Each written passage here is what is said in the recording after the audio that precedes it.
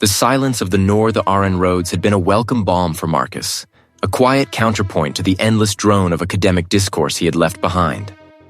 He drove the rental car, a nondescript sedan, through a landscape that grew progressively sparser, the trees taller, the ire branches clawing at a perpetually overcast sky. His destination, Blackwood Manor, lay deep within this forgotten corner of the country, an inheritance he had neither sought nor truly desired. The news of his distant relative's sudden demise, a man named Alistair he barely recalled from a single childhood encounter, had arrived as an impersonal legal document, cold and formal like the man himself. Alistair's death had been ruled unexplained, a phrase that Marcus, a scholar of ancient languages and forgotten histories, found both unsatisfying and intriguing. Hours blurred into a dull ache in his shoulders. The GPS signal, reliable in the city, had grown sporadic. The N vanished entirely. He navigated by a crumpled paper map, its creases deep as riverbeds. Eventually, a single solitary structure materialized on the horizon. A stark concrete edifice flanked by 2 flagpoles, the IR banners limp in the still A-ear.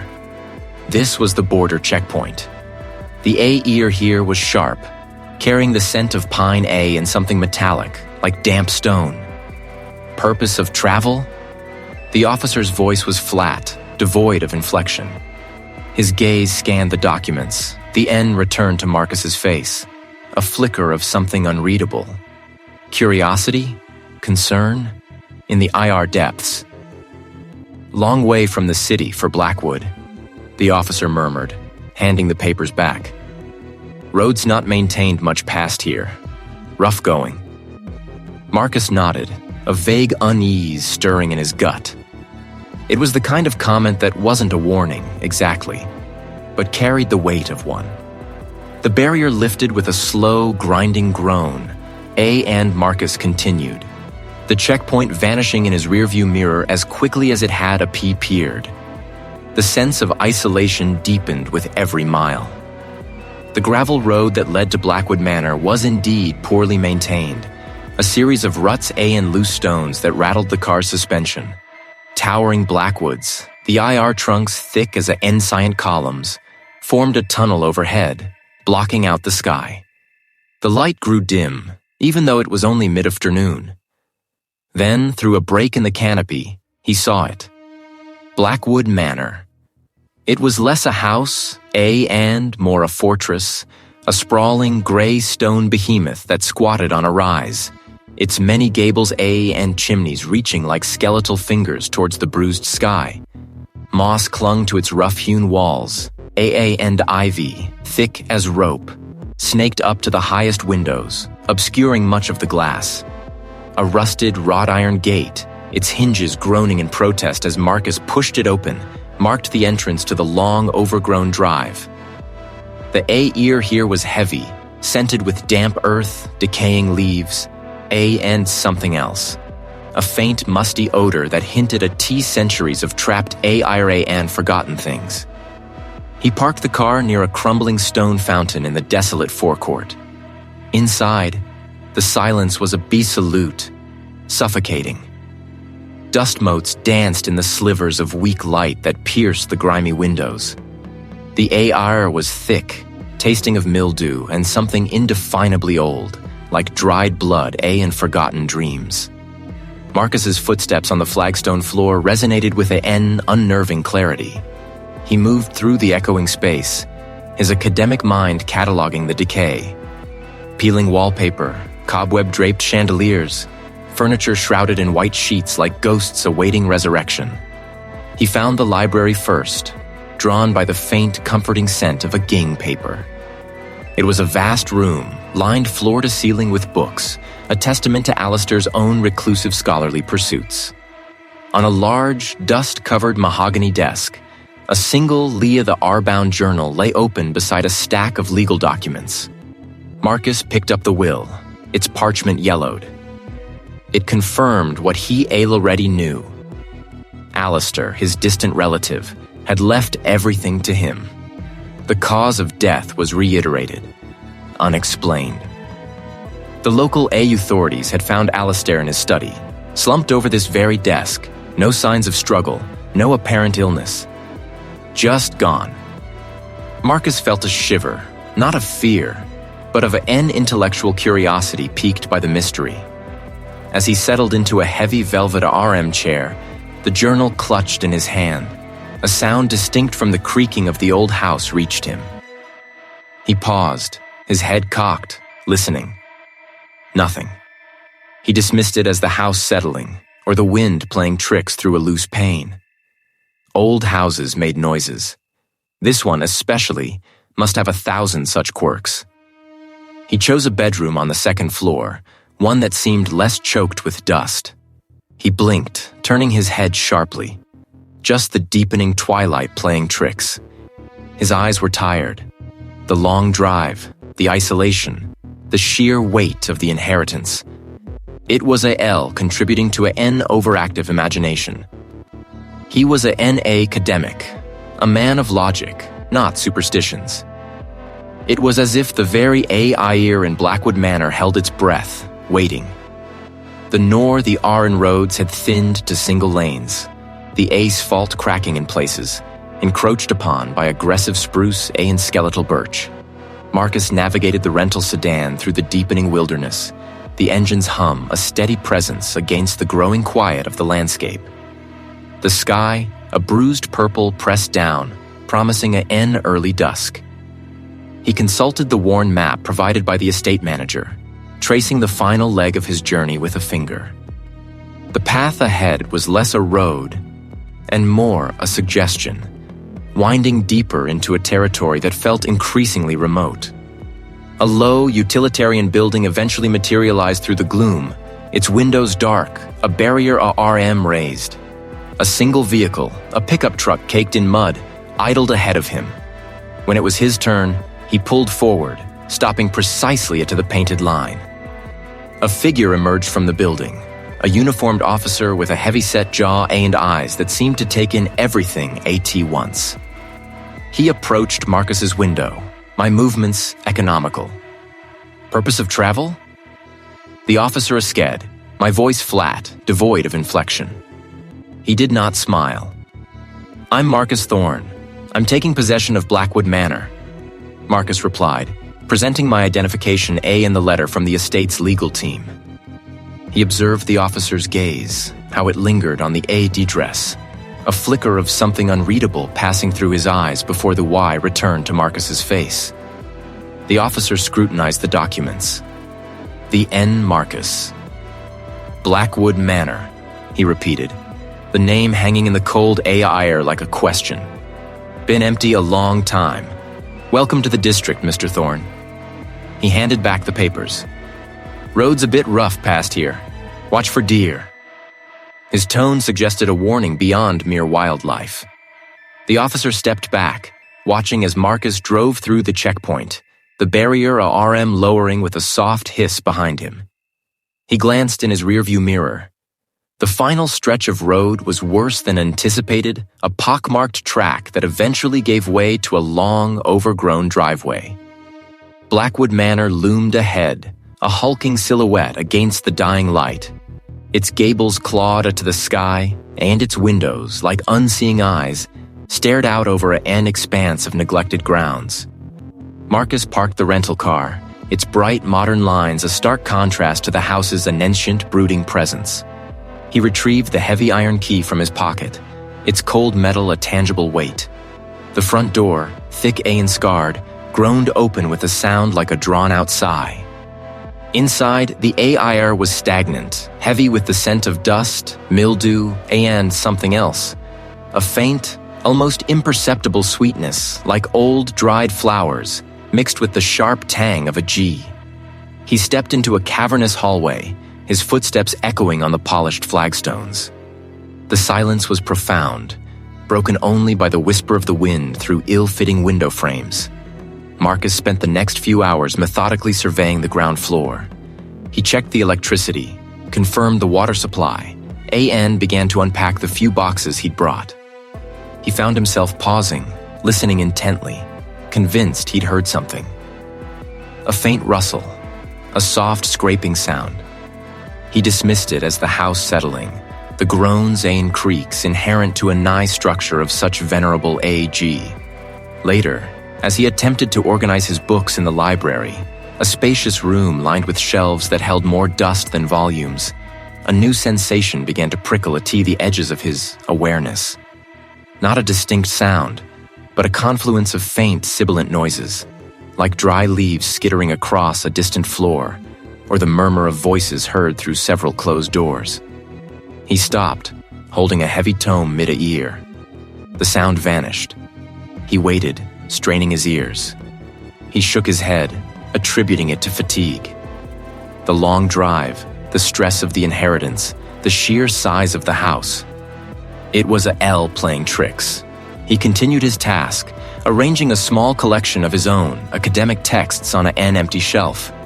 He blinked, rubbing his eyes. Stress. An overactive imagination. He found a kettle, filled it, and ND placed it on an electric hob he'd managed to get working. While he waited for the water to boil, he noticed something peculiar. A small, tarnished silver letter opener, which he had explicitly placed on the center of a worn wooden counter earlier, was now lying at the very edge, almost teetering. He paused, a faint frown creasing his brow. He was certain he had centered it. Perhaps he hadn't been as precise as he thought. Marcus made himself a cup of instant coffee, the meager warmth a small comfort. He sat at a sturdy oak table, the only piece of furniture in the kitchen not covered by a white sheet. He felt a shiver. He stood, walking slowly towards the kitchen doorway, listening. The murmuring seemed to recede, the end swell again behind him. He spun around. His earlier rationalizations felt thin, brittle. This was not the house settling. This was not fatigue. The house was not merely old. It felt attentive. Hours earlier, Marcus had passed the last official marker, a dilapidated border checkpoint shack, its windows boarded, its flag tattered and forgotten. That had been the true demarcation, the point where the world receded, leaving only the relentless forest and the road. Now, Blackwood Manor loomed, a jagged silhouette against the bruised sky, its gables sharp as broken teeth. He parked the rental sedan, the engine ticking as it cooled, its mechanical sighs the only sound in the vast, encompassing silence. The air, even outside the vehicle, carried a faint, persistent chill, a damp scent of leaf decay and something else, something mineral and ancient, like disturbed earth. The house itself was a study in neglect. Paint peeling from warped clapboards, shutters hanging askew, a skeletal vine clinging precariously to a stone chimney. It was larger than photographs suggested, sprawling and asymmetrical, as if additions had been made haphazardly over centuries, each one leaning further into the soil.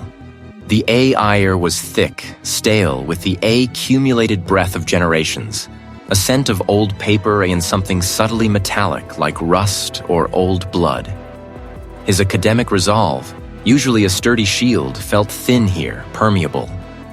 He was not merely a scholar observing a subject. He was an intruder in a living, breathing archive. His predecessor, the distant relative, had left behind a disquieting stillness. No signs of a hurried departure, no overturned furniture or scattered papers. Just an emptiness that felt deliberate, a stage set for an obeisance. Marcus had spent the first day simply existing within the manor, trying to see climate, to discern the rhythm of its creaks, and groans. But the house offered no comfort, only an unnerving quiet, punctuated by the rustle of wind through unseen cracks, or the distant, indeterminate thump from an upper floor. It felt less like a building, and more like a massive, dormant creature, its internal organs shifting, driven by a need to understand, to rationalize the pervasive unease. Marcus decided to delve into the manor's history. He bypassed the formal sitting rooms, the IR furniture shrouded in white sheets like ghosts. AN sought out the library. The ire here was even heavier, saturated with the faint, sweet decay of a ging paper. He ran a hand over the spine of Aaliyah the R-bound volume, the dust gritty beneath his fingertips. He felt a prickle on the back of his neck, the sensation of being observed, not by a physical presence, but by the very walls themselves.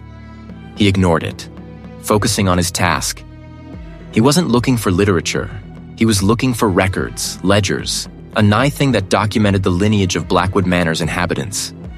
Tucked behind a row of obscure theological texts, in a small, unmarked cupboard within a larger bookcase, lay a collection of brittle, Leah the R-bound journals, and a box of faded photographs.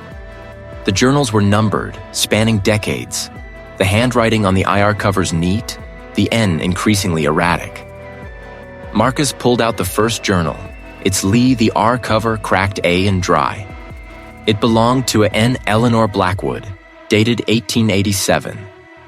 Her initial entries were meticulous, describing daily life, the changing seasons, the management of the estate. But as he turned the pages, a subtle shift began. I know the R, a year later. The murmuring beneath the floorboards grows louder each night. It calls to the children, I fear. The IR eyes hold too much of the manor's depth. He opened the box of photographs. They were sepia-toned, stiff, depicting various individuals, and family groups.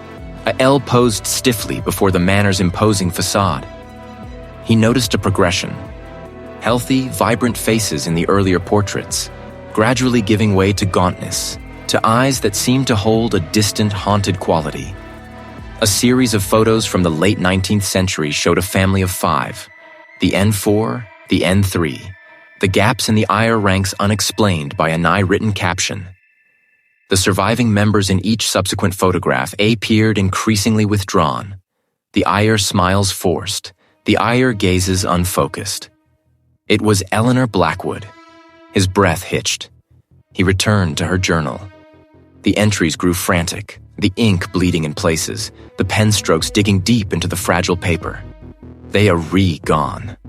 All gone. The house took the M. It wants me. It wants to make me forget what it has done. The final entry, dated 1894, was almost illegible, a scrawl of fragmented words. The hunger. It consumes. Within the walls, always. Marcus.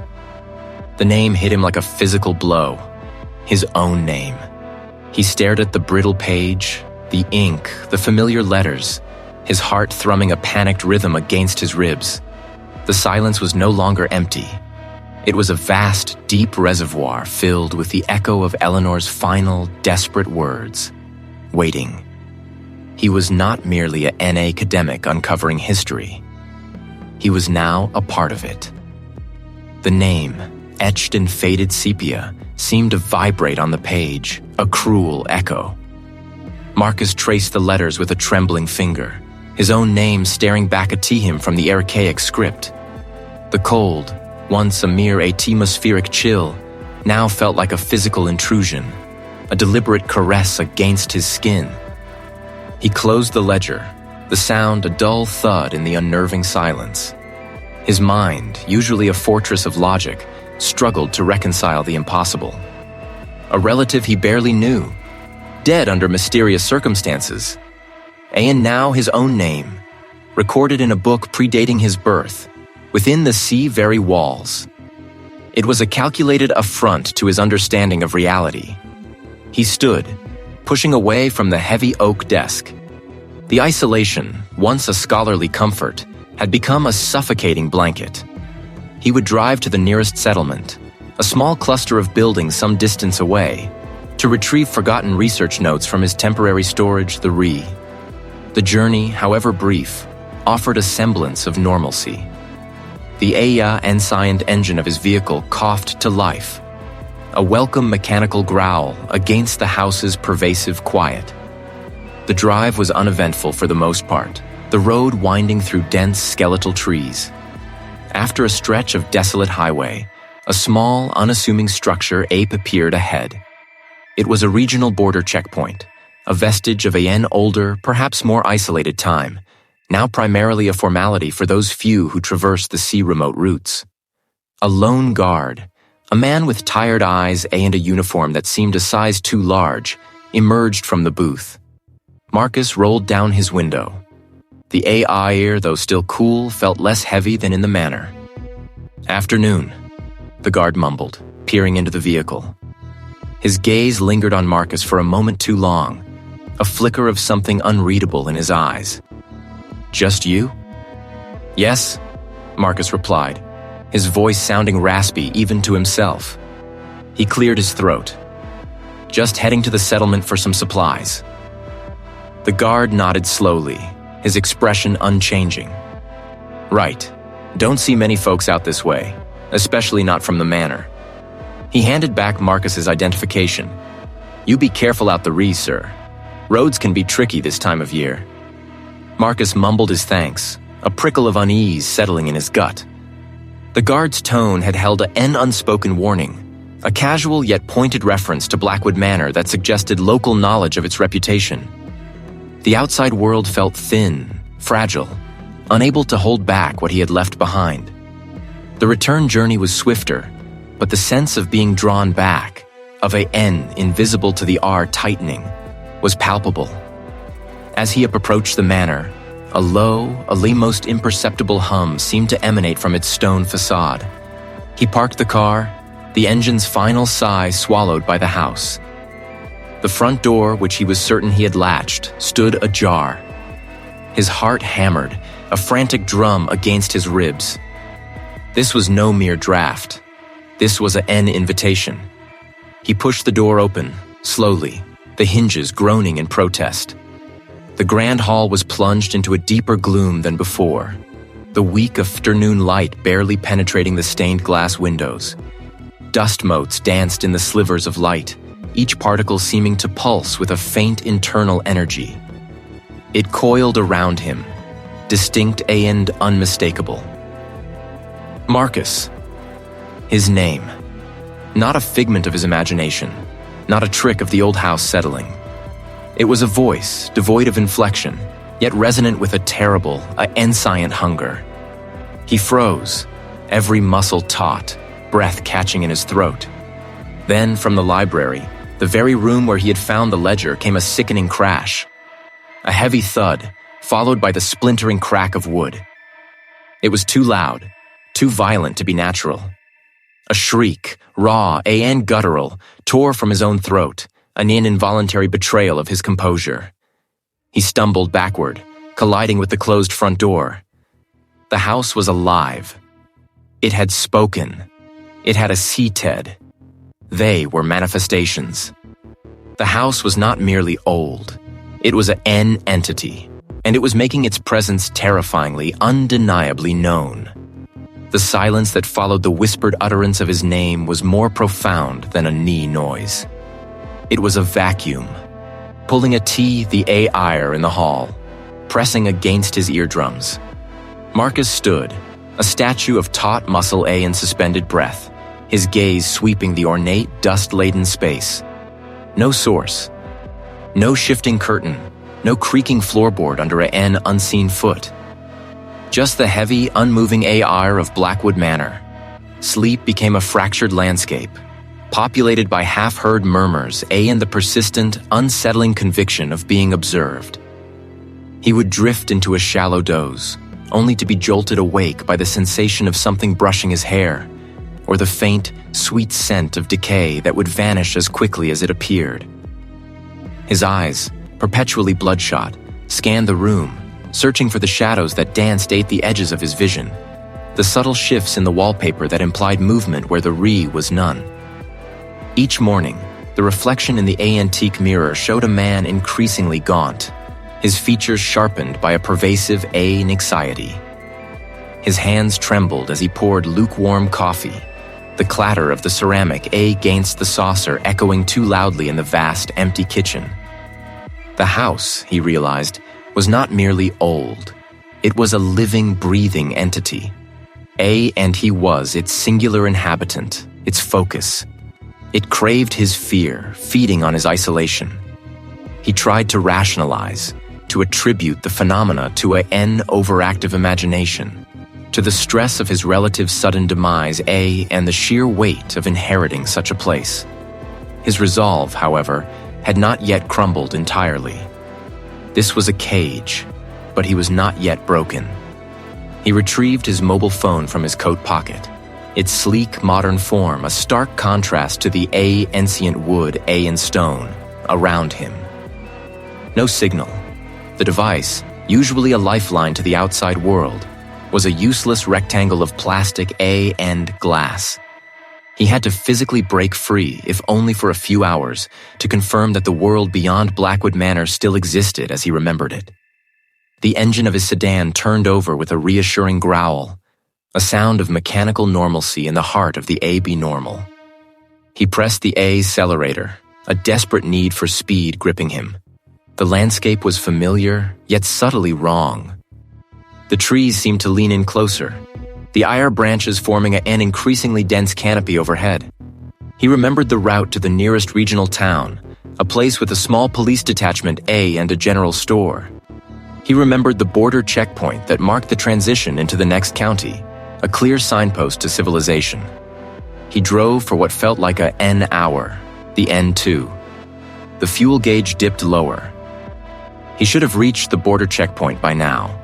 It was a simple, clearly marked structure, usually manned by a single officer, a mere formality for regional travel. Yet the road continued, winding through an endless tunnel of trees, past fields that looked identical to the last. He saw no signs, no familiar turnoffs, no indication of progress. Had he taken a wrong turn? He pulled out a worn road map from the glove compartment, its creases softened by a GE. He pointed to his perceived location. The N traced the route towards the border checkpoint. It was straightforward, impossible to miss. He restarted the car, his hands tight on the steering wheel, and pressed on, fueled by a desperate, growing frustration. He needed to see it, to pass through it, to prove he wasn't trapped in some insidious loop. He drove until the sun began its languid descent, painting the sky in sickly oranges and purples that bled into an unnaturally swift twilight. The border checkpoint never materialized. Not a single structure, not a flash of a reflective sign. The road, as far as he could tell, simply continued, leading nowhere he recognized. A primal fear, deeper than an eye he had experienced, seized him. The house's influence was not confined to its walls. It extended, an invisible membrane, around the very landscape. He was driving in circles, or perhaps the road itself was bending, twisting, ways leading his back. He turned the car around, the AECT feeling like an admission of defeat, a surrender to an unseen architect. The return journey was eerily swift, the familiar iron gates of Blackwood Manor appearing with an unnerving immediacy, as if the Y had merely been waiting. Back inside, the silence was no longer empty. It was pregnant with a knowing quality. Marcus stumbled into his study, his eyes scanning the shelves, desperate for an answer, a confirmation of what was happening. His gaze fell upon an old, Lee the R-bound journal, half hidden beneath a stack of antiquated ledgers. Its cover was blank, but the pages within were filled with cramped, elegant script. It belonged to an ancestor, a woman named Eleanor, who had lived in the manor generations ago. He flipped through the brittle pages, his fingers trembling. The entries were initially mundane, the N increasingly agitated, describing strange occurrences, a growing sense of isolation. Then he found it. An entry dated nearly 2 centuries prior, written in a hand that had grown frantic, almost illegible. Marcus tried to leave today, drove for hours, seeking the county line, the checkpoint. But the road, it refused me. It bent, it stretched. It led me a low ways back to the sea gates. The house does not merely contain. It defines the very boundary of my world. The Re is no outside, only here. Marcus dropped the journal, the thud echoing in the suffocating quiet. His own experience mirrored perfectly, centuries apart. The house was not just an edifice. It was a prison. The border checkpoint he had sought, was not a physical place, but a concept dissolved by the manor's ancient malicious will. He was trapped, utterly irrevocably. The journal lay splayed on the floorboards, its worn pages illuminated by the single oil lamp Marcus clutched. The thud of its fall still vibrated in the suffocating quiet, a stark punctuation to the chilling realization. His own experiences, the subtle shifts in the manor's architecture, the pervasive sense of being watched mirrored perfectly in the archaic script, centuries apart. The house was not merely an edifice. It was a prison, the border checkpoint he had sought. The elusive line between sanity and something else was not a physical place. It was a concept, dissolved by the manor's ancient malevolent will. Fear, cold and sharp, had initially seized him, a primal urge to flee. But beneath it, a different current now flowed, a determined, almost academic resolve. He would understand. He would fight. Marcus retrieved the journal, handling it with a newfound reverence, as if it were a fragile bomb. He carried it back to the study, the heavy oak door groaning shut behind him, sealing him in the room, usually a sanctuary of dusty knowledge, now felt like a strategic bunker. He reread the passages, tracing the frantic handwriting of the previous occupant, a distant relative whose name was barely legible, lost to time and the house's insidious erasure. The journal spoke of hidden passages, of rooms that appeared and vanished, of a central chamber where the heart of the hunger resided. He spent the next hour meticulously examining the study. The air grew heavy, thick with the scent of a GE'd paper and something else. Something damp and earthy, like disturbed soil. Marcus ignored it, focusing on the tactile, the tangible. His fingers a ched, his eyes strained in the lamplight. He moved to the grand staircase, its balustrade slick with generations of polish. Each step creaked under his weight, a mournful symphony.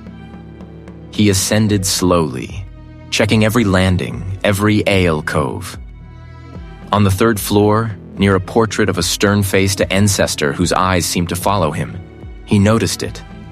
A faint, almost imperceptible seam in the wallpaper, just above the skirting board, not quite aligned with the pattern.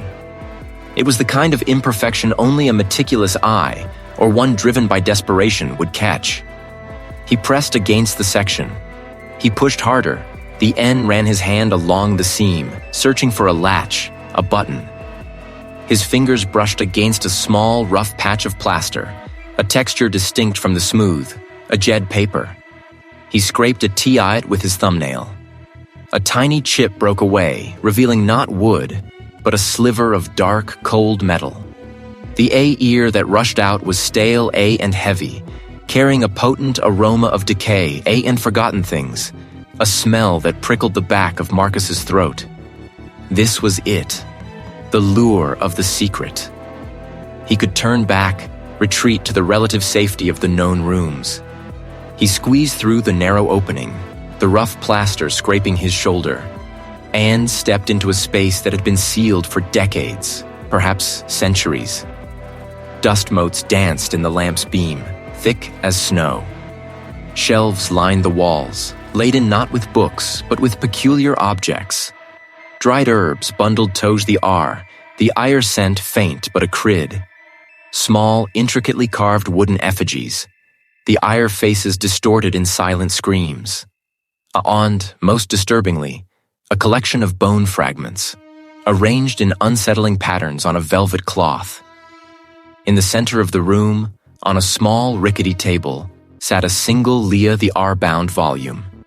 It was thicker than an NI book Marcus had ever seen, its cover embossed with symbols he did not recognize, symbols that seemed to writhe in the flickering light. He reached for it, his hand trembling slightly. He opened the book. He began to read, his academic training kicking in, deciphering the convoluted language, the fragmented passages. It was not a grimoire of spells, not in the traditional sense. It was a chronicle, a history of the manor, written by generations of his ancestors.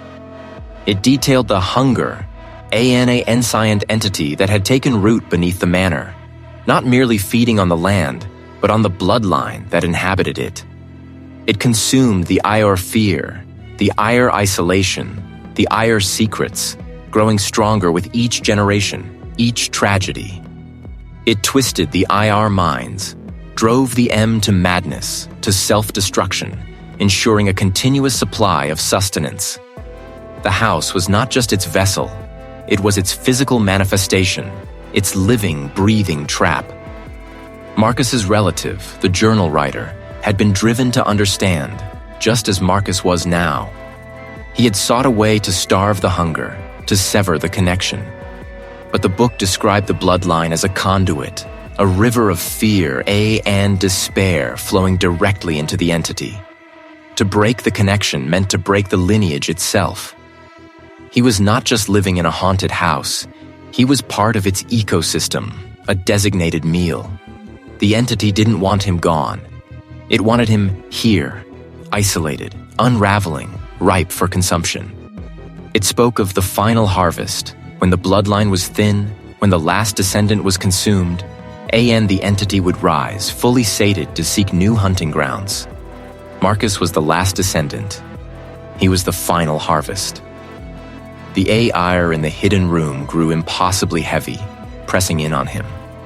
The faint smell of decay intensified, now laced with something metallic, like old blood. The wooden effigies on the shelves seemed to twist, the Ayr's silent screams echoing in his mind. He was not merely reading history, he was reading his own grim future. The house, the entity, was not outside him. It was a Loretti inside, woven into the very fabric of his being, waiting for him to break. His own experiences, the subtle shifts in the manor's architecture, the pervasive, almost physical weight in the Ayr. It was a L part of a deliberate design. The house was not merely old, it was a conscious, predatory presence. A tremor ran through Marcus, not of fear, but of a cold, analytical dread. His determination, however, remained. Yet, even as the thought solidified, a strange, sweet scent, like decaying orchids, filled his nostrils, thick and cloying. He felt a pressure behind his eyes, a dull chi that seemed to emanate from within his skull, vibrating in rhythm with an unseen pulse. He tried to focus on the text, to glean more, but the words on the page seemed to swim, the Ayr ink bleeding into illegible patterns. The Ayr grew heavy, almost viscous, making each breath a conscious effort. A faint, high-pitched hum started, a sound he could feel more than hear, resonating in his teeth. It was the house he knew, making itself known, asserting its presence. It was not a passive observer, it was a hungry entity, and he was its latest meal. A sudden, insistent urge seized him. He had to leave. Not tomorrow, not in an hour, but now. The desire was potent, bypassing reason, a primal flight response amplified to an unbearable degree. Go, run, escape. The house wanted him to run. It wanted him to think he could. The journey through the manor was a blurred sequence of distorted perceptions. The tapestries on the walls appeared to shift, the ear-woven figures twisting into silent, accusing faces. He found his car keys by instinct, his movements precise, almost robotic. As he sped down the overgrown lane, the manor, silhouetted against the bruised horizon, seemed to watch him, its countless windows like vacant, predatory eyes. He felt a fleeting sense of triumph, a rush of adrenaline that made him believe, for a precious few moments, that he was breaking free. The drive was a hazy, dreamlike blur. The familiar road seemed a lean, the trees along the verges taller, the Ayr branches clawing the sky. The hum in his teeth intensified, and the sweet, decaying scent clung to him, even with the windows down. He felt a growing disorientation, a sense that he was not moving forward, but merely circling a vast, invisible vortex. Finally, through a gap in the dense forest, he saw it. The border checkpoint. A solitary structure, stark and functional, illuminated by a single flickering fluorescent light that cast a sickly yellow glow. 2 uniformed guards stood by a raised barrier, the IR faces indistinct in the poor light. Relief, sharp and painful, flooded Marcus. Reality, structure, an escape. He pulled up to the barrier, the engine purring. The guard closest to him, a heavy-set man with a stoic expression, approached the driver's side window. Marcus rolled it down, the cool night air a welcome sting on his face. "Papers, please," the guard intoned, his voice flat, devoid of inflection. Marcus fumbled for his wallet, his hands trembling slightly. He handed over his identification. The guard took it, his gloved fingers brushing Marcus's, and the contact sent a jolt like static electricity through his ARM. The guard studied the documents for a long, uncomfortable moment, his gaze shifting from the card to Marcus's face. The N back again. Marcus, I'm just leaving for a while. The guard's lips curled into something that might have been a smile but held no warmth. It was a knowing, pitying expression. Marcus followed the gesture, his breath catching in his throat. The impossibly close, looming over the tree line as if it had simply risen from the earth, stood Blackwood Manor. Its ancient stones absorbed the moonlight, making it appear blacker, more formidable than ever. It was not miles away as it should have been, but just beyond the checkpoint, its countless windows reflecting the flickering fluorescent light, giving the appearance of malevolent, watchful eyes. It won't allow it. Marcus stared, his mind refusing to process the impossible sight. The manor, a colossal, inescapable presence, had followed him. Or perhaps it had never truly let him go. The hum in his teeth became a roar in his ears, and the world began to tilt. The guard's face shimmered, his features elongating, becoming less human, more like carved wood. The barrier, a solid metallic beam moments ago, now appeared as a gnarled, skeletal arm reaching out to block his path. He was trapped, not by physical constraints, but by an entity that warped reality itself. The roar solidified into the drone of an idling engine. And the tilting world righted itself with a sickening lurch. Marcus blinked, the guard's face snapping back into familiar, if stern, lines. The man's uniform, once rippling with impossible undulations, now held its crisp, pressed form. A chill, not of the winter air, but of something far more profound, settled deep in Marcus's bones. He stood before the red wooden hut. A border checkpoint. The cold wind whipping his coat. His mind raced, trying to reconcile the impossible vision with the mundane reality. Had it been a hallucination? A trick of the light, exacerbated by exhaustion? He clutched the steering wheel, his knuckles white.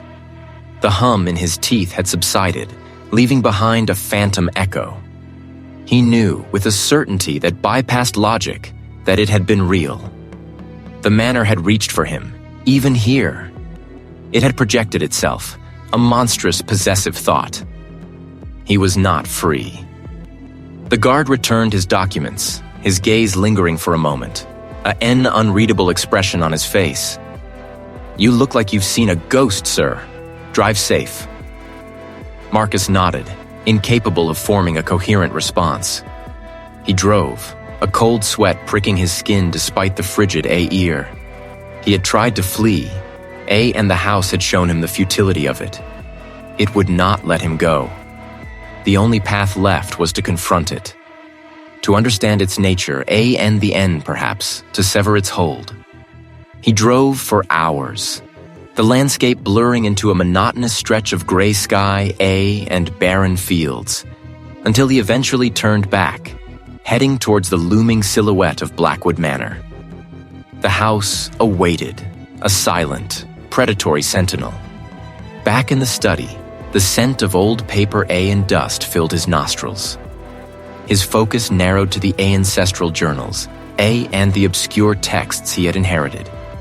He scoured the crabbed handwriting, translating archaic phrases, searching for a nigh mention of the manor's true nature, its vulnerabilities. Days blurred into a single extended vigil. The house was a living entity, feeding on isolation, and fear. But how did it feed? What was its true hunger? Then, in a brittle Leah the R-bound volume detailing the local land's history, he found it. A passage, tucked away in an appendix, describing the indigenous beliefs about specific geographical points, places where the veil between realms thinned. It spoke of hungry earth, of spirits that rooted themselves to the land, drawing sustenance from emotional desolation, and forgotten grief. A specific ritual, vaguely outlined, involved not banishment, but starvation, severing its ties to its source of sustenance. It mentioned a heartstone, a focal point, often buried deep beneath the oldest structure on the land, resonating with the very essence of the place. To disrupt it, to render it inert, was to cut off the entity's lifeblood. Marcus felt a surge of adrenaline, a desperate, fragile glimmer of hope. The text was obscure, almost poetic in its language, but the implication was clear. The house was not merely a structure, but an extension of something buried beneath it. If he could find this heartstone and perform the necessary disruption, he might just reclaim his sanity, his life. He began to gather what he needed. Old maps of the manor grounds, excavation tools from the dusty shed, a compass, and a collection of specific herbs, and minerals mentioned in the text, the IR properties described as cleansing or nullifying. His hands trembled, but his resolve hardened. He would find it. As he moved through the house, the atmosphere shifted. The entity knew. It sensed his purpose. He was in the drawing room, carefully wrapping a small carved wooden box in a linen cloth, when the first direct retaliation struck. The grand piano in the corner, its lid always closed, suddenly slammed open with a deafening crash. A single discordant chord reverberated through the room, a sound so raw and guttural it seemed to tear the fabric of the air. Marcus froze, his heart hammering against his ribs. His breath plumed in front of him. A faint, cloying scent of decay, like wet earth, and stagnant water, filled his nostrils. He heard a low, resonant groan, not from the house's old timbers, but from deep within its foundations, a sound that vibrated through the floorboards and up into his teeth. It was a sound of immense displeasure, of an ncient power stirring. The walls around him seemed to breathe, the wallpaper rippling subtly, as if the plaster beneath was expanding and contracting. Marcus stumbled back, dropping the box. This was not just a manifestation. It was a demonstration. The house was showing him its true power, its boundless reach. You cannot escape. You cannot sever. The glimmer of hope he had found was rapidly dissolving under this crushing, malevolent assault. How could he possibly fight something so vast, so ncient, so utterly woven into the very fabric of this place? The entity was not merely within the house. It was the house. And it had just shown him that even if he found its heart, tearing it out might be an impossible task. He was trapped, utterly and irrevocably, within its vast, hungry embrace. The vastness of the entity, its ancient grip woven into every timber and stone of Blackwood Manor, threatened to flatten him entirely. Yet a stubborn ember flickered within him. Despair was a luxury he could no longer afford. He had to move. He had to try. He pushed himself up, his muscles protesting with a dull "ah-che." The A ear in the study felt thick, heavy, as if resisting his very breath. He ignored the faint, insistent whispers that seemed to emanate from the bookshelves, from the very walls, urging him to simply stop. He walked out, his steps resolute, past the peeling wallpaper A and the portraits, whose eyes seemed to follow him with a knowing malevolence. He would leave. He would find a way to sever this connection, to escape the suffocating embrace of his family's curse. The familiar country lane, usually a 10-minute route to the nearest village, stretched interminably. The trees lining the road, normally a comforting green blur, now seemed to press in, the iron-gnarled branches reaching like skeletal fingers. The sky, a bruised purple AT dusk, offered no solace. Marcus gripped the steering wheel, his knuckles white, forcing himself to focus on the shrinking ribbon of asphalt ahead. It was a suffocating sensation, as if the very A ear he breathed the D was being drawn from a single malevolent lung. Hours passed, or perhaps only minutes. Time had become elastic. His fuel gauge, which had been half full when he started, now hovered precariously near empty. He had not seen a single gas station, nor a single OTR vehicle. The world beyond Blackwood Manor had simply vanished. He was driving in circles, he realized with a sickening lurch in his gut. The same moss-covered stone wall, the same twisted oak, flashed past his window for the third time. This was not merely bad navigation. This was deliberate. A wave of nausea washed over him. He was trapped. The entity had already begun its work. He pressed the accelerator again, determination hardening his jaw. He would not surrender. He would find an edge, a boundary. Eventually, the endless looping road gave way to a wider, better-maintained thoroughfare. A flicker of hope, fragile but present, ignited within him. He saw the structure, the N, stark A and utilitarian, bisected by a boom barrier. A small booth, a uniformed official peering out. He had reached the border checkpoint. Marcus pulled his car to a halt, the engine sputtering in protest. The air here was different, crisper, as if the pervasive influence of Blackwood Manor could not quite breach this official threshold. He rolled down his window. "Passport A and identification, please," the official said, his voice flat, devoid of inflection. He was a large man, his uniform crisp, his eyes scanning Marcus with an unnerving lack of recognition. Marcus fumbled for his documents, his hands trembling slightly. He presented the M. He stared at the passport, the NAT Marcus, the N back, a T the passport. A long, agonizing silence stretched. "The appears to be a N issue, sir," the official finally stated, his gaze fixed somewhere beyond Marcus, on the empty road that stretched back into the darkness. "Your travel authorization is invalid. For the Amor, this document. It seems to be expired. End the photograph. End, that's me." To the picture, a perfectly clear recent image of my own face. The official merely shook my head, a slow, deliberate movement. "Marcus, I'm afraid I cannot allow you to cross, sir. You will have to turn back." He handed the documents back, his expression unchanging. Marcus stared at T, the passport. It was a macabre caricature, a stranger's face, yet undeniably linked to his own. His heart hammered against his ribs. "You cannot leave, Marcus. This place is yours. You are ours." He recoiled, pulling back from the booth. The official's hand, which had been resting on the barrier control, clenched. The boom barrier remained steadfastly down. "Turn back, sir," the official repeated, his voice now a low drone, devoid of a NI human quality. "The is no the R way."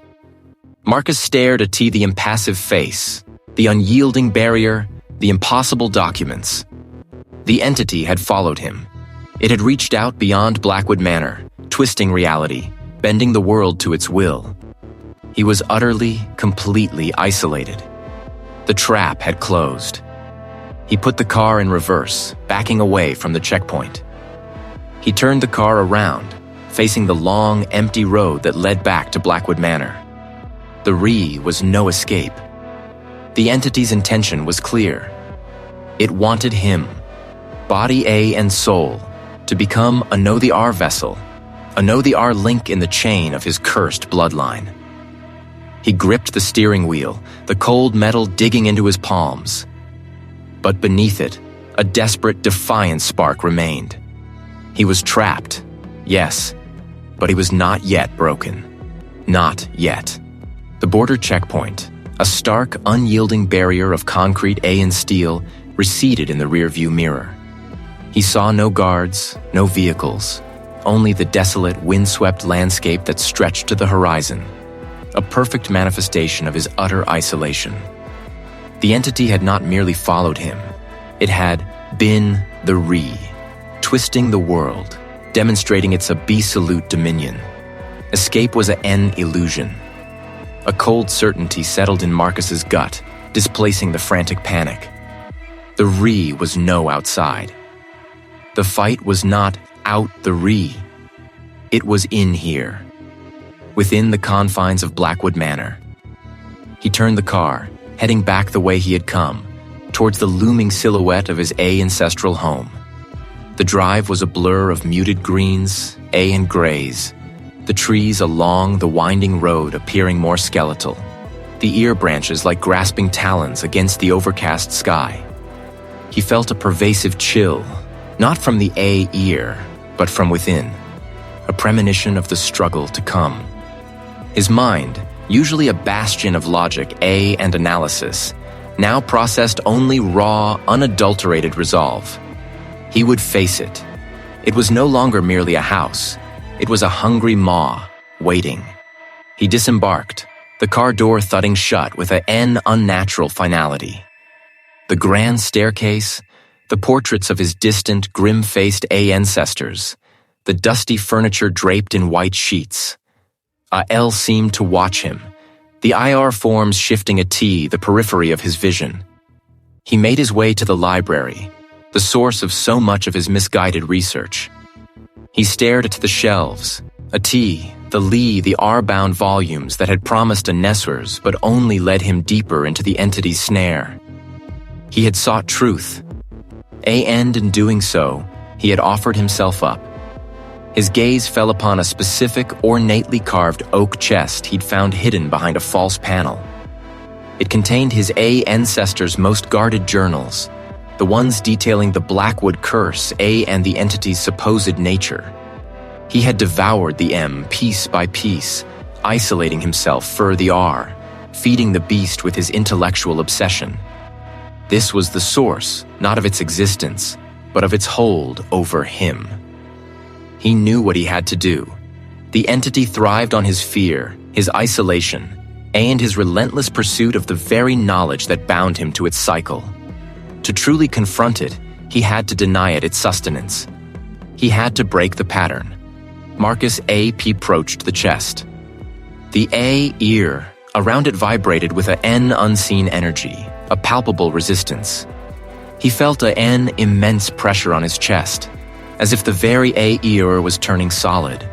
His vision blurred at the edges, the room seeming to waver and stretch. The entity was fighting back, trying to prevent his keet. He reached for the heavy brass latch of the chest. A sudden, sharp pain lanced through his hand, as if an invisible needle had pierced his flesh. He flinched, but forced himself to maintain his grip. He heard a low, guttural growl, not from a nigh animal, but from the house itself, a deep rumble that vibrated through the floorboards. Dust rained down from the ceiling. With a grunt, he pulled the latch open.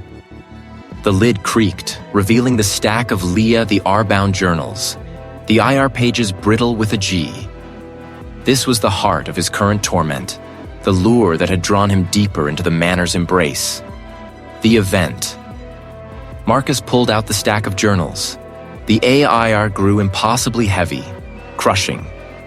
They were not physical, but felt as real as a NI solid object, a manifestation of the entity's desperate hold. He held the journals over the empty grate.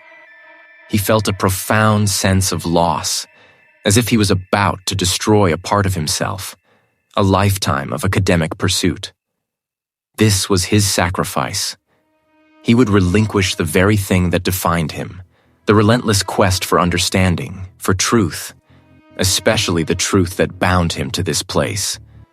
He would choose to live, not to unravel. The reveal. As his hand trembled, poised to drop the books, a single clear thought pierced through the mental assault. It wasn't the knowledge itself the entity craved, but the isolation that came with its pursuit. His ancestors, cloistered within Blackwood Manor, obsessed with uncovering its secrets, had only fed it the R. The entity was not merely present in the house, it was the accumulated, concentrated isolation of the bloodline, a psychic parasite that thrived on the despair of those who retreated into themselves and the haunted past. His relentless academic pursuit, his reclusive nature, had made him the perfect host. To fight it, he had to deny it the very foundation of its power, his own self-imposed solitude. With newfound clarity, Marcus understood. The sacrifice wasn't just burning the books. It was burning the need to know, to understand, to be consumed by the past. It was a rejection of the academic's isolation, a profound personal sacrifice of his very identity as a scholar defined by his solitary quest. He dropped the journals into the hearth. They landed with a soft, dusty thud. He fumbled in his pocket for the antique silver lighter he carried, a small, anachronistic habit. With a click, a small flame sprang to life, a defiant spark in the engulfing gloom. He touched the flame to the dry, brittle pages. The paper caught quickly, curling at the edges, the ink shimmering before it blackened. The flames, small at first, grew with unnatural speed, licking hungrily at the R bindings. As the first journal was consumed, a guttural shriek tore through the air, not from the house, but from deeper, from within the very fabric of reality. It was a sound of pure agony, of something immense being torn apart. The house seemed to shudder, a deep, resonant tremor that ran through the foundations. Marcus stood, watching the flames, the heat a welcome sensation against his skin. The entity was wounded, weakened. Not destroyed, perhaps, but certainly driven back, denied its sustenance. He had made his choice. The pursuit of the truth had almost cost him everything. He had chosen to break the cycle, to deny the consuming obsession, to step out of the isolation that had fed the entity for generations. He was exhausted, but a strange clinical calm had settled over him. The battle was not over, but the terms had changed. The border checkpoint, a skeletal assembly of concrete, and steel, had vanished in his rearview mirror, swallowed by the oppressive sameness of the landscape. He had driven for what felt like hours, the engine a monotonous hum, the road a ribbon of gray stretching into a horizon that never seemed to get closer. He gripped the steering wheel, knuckles white, a desperate hope clinging to the edges of his consciousness. He was free. He had escaped. Then the static began. It was a faint hiss at first, emanating from the car's speakers, a ghostly whisper beneath the engine's drone. He tried to tune the radio, but the dial offered only a cacophony of white noise, punctuated by fleeting, indistinct syllables. It was a voice, he realized, or many voices, weaving an and out of the static, too faint to discern, yet too persistent to ignore. He glanced to the fuel gauge. Empty. Impossible. He had filled the tank just before leaving the manor. His foot pressed the accelerator, but the car merely coughed, sputtering once before dying. Outside, the vast, empty landscape stretched on, but now it felt different. The distant hills seemed to ripple, the air outlines blurring, as if the very A-ire vibrated with an unseen presence. He looked back towards the direction he had come from. A and the Re, impossibly, nestled in a dip of land that hadn't been the Re moments ago, stood Blackwood Manor. It was a hallucination, a trick of light, A and fatigue. He closed his eyes. The N opened the M. The house wasn't just a structure. It was a parasitic intelligence, a nexus of an ancestral trauma. All that had woven itself into the very fabric of his bloodline. It didn't need him to be in its walls to exert its influence. It needed him to exist as part of the lineage, to carry the fear, the isolation, the buried secrets that were its sustenance. His attempt to flee had only intensified its hold, proving his fear, cementing his isolation. He had been feeding it a lail along. With a profound, weary sigh, Marcus stepped out of the car. The wind, though biting, carried no sound of the static now.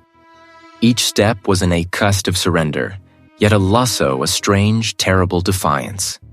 He would not flee. The walk back to the manor was long, but it felt less like a journey, and more like an inevitable return. The house loomed larger with every step, its windows like vacant eyes. Inside, the A-ire was still and heavy. Marcus moved through the familiar, dust-laden rooms, a sense of grim purpose guiding him. He wasn't looking for a secret passage or a hidden RTI fact. He was looking for the core of its being, the source of its hunger. He found himself in the study, where his distant relative had spent his final days. On the heavy oak desk, amidst scattered papers and forgotten pens, lay a Leah the R-bound journal. It was the same journal he had dismissed as mundane earlier, filled with florid, rambling prose. Now he picked it up, his fingers tracing the worn cover. He opened it to a page marked by a brittle, pressed flower. The unspoken words, the secrets we keep, the fear of exposure. It thrives on the gaps between us, the isolation we cultivate. My ancestors, the Y built it not just of stone, but of the ire own buried shames. The house didn't need blood or sacrifice in the conventional sense. It needed the resonance of an ancestral trauma, the psychic residue of generations of fear, guilt, and isolation. His own reclusive nature, his academic detachment, his reluctance to confront the past. The SE were not defenses, but offerings. He had been a perfect meal. He looked around the study, the NAT, the journal, a new terrible understanding dawned. To neutralize it, he had to starve it. He had to speak. Marcus sat at the desk, picked up a pen, began to write in the margins of the journal. He wrote about his own fears, his own isolation, his own bloodline secrets as he understood the M. He wrote about the house, its nature, its hunger. He wrote not in a frantic scrawl, but with a deliberate, clinical precision, laying bare the truth, denying the entity, the obscurity it craved. He wrote until his hand ached, until the last page was filled. When he finished, the house was silent. Not the watchful, predatory stillness, but a deep, profound quiet, as if holding its breath. But it was distant, muted. Marcus placed the journal back on the desk. He had neutralized the immediate threat, not by destroying the house, but by refusing to be its food. The victory was costly. He was forever changed, burdened with a knowledge that would isolate him in a way no physical distance ever could. He knew the house now, not as an academic subject, but as an intimate, terrible companion. He could never truly leave, not without risking its reawakening, its renewed hunger. He was bound to it, a reluctant warden of an ancient quieted evil. He walked to a window. Outside, the landscape was no longer distorted. The house stood around him, solid, silent. It was quiet, too quiet. He felt its presence, a faint metallic taste in the back of his throat. He was alone in Blackwood Manor, and he always would be.